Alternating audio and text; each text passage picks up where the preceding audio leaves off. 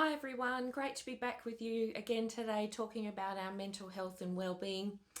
Today I want to tackle the topic of worry. What is worry? What can we do with it? How can we manage it? And how can we stop it from having a destructive influence in our life? Now, worry is a normal response that we have to something that's happening internally or something that's happening to us externally in our environment. And worry is not necessarily right or wrong. It's a natural emotional response. It's more about what we do with worry that it can become problematic for us. So worry can be really beneficial for us because it prompts us to action. If I've got a child that's sick or I'm a bit concerned about, then it's the worry that prompts me to take them to the doctor or maybe give them some Panadol. Or say, for instance, we've got a financial situation and we see some bills coming up and we don't quite have enough money to cover it. Well, then worry and concern might prompt us to cut our spending a little bit, save a little bit more so that we know we can get through that season of paying our bills. So in those circumstances, worry is more constructive. But worry can become problematic when we're in it for too long and we're in situations that are beyond our control. And then what happens is then we have these thoughts that cycle round and round in our heads, or maybe we will wake up in the early hours of the morning and we can't get back to sleep. So that's when it becomes a bit problematic. Now, worry, like anything in mental health, is usually on a spectrum. At the one end, you've kind of got mild concern, and at the other end, worry can peak and turn into anxiety or even panic. So it's important to realize that it kind of sits on this spectrum. And a couple of years ago, we went through a really difficult situation, my husband and I, where we found we were out of work at the same time.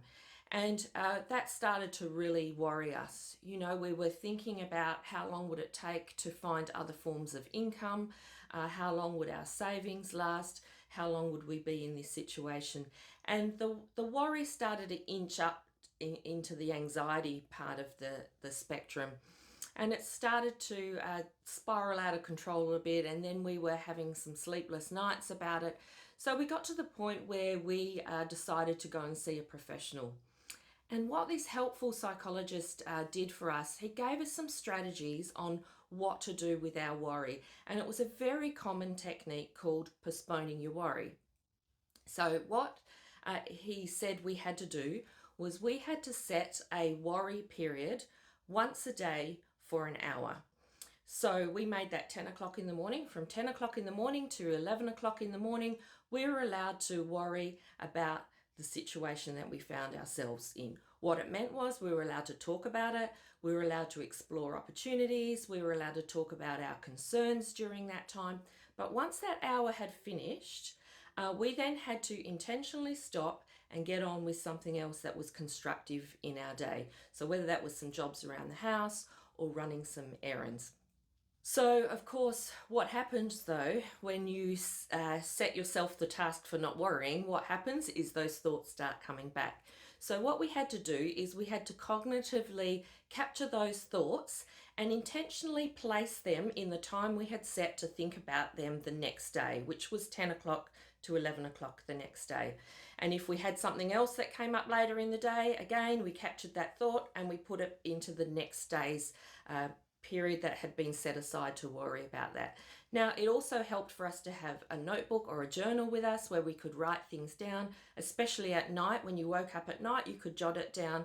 And the benefit of doing that is it gets those thoughts out of our head and onto paper, and we don't have to keep feeling like we have to remember them all the time.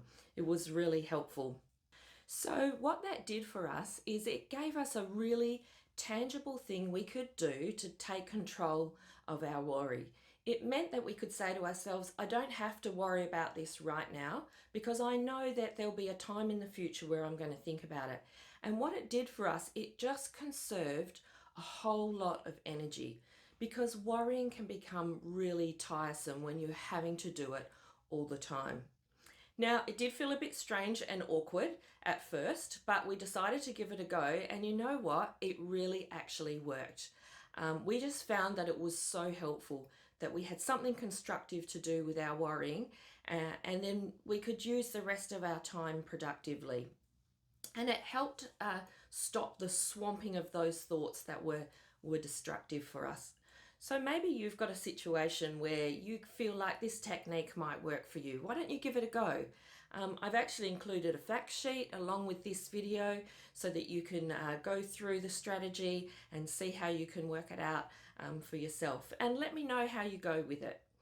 I hope that that's helpful for you, and we'll chat again next time. Thanks. Bye.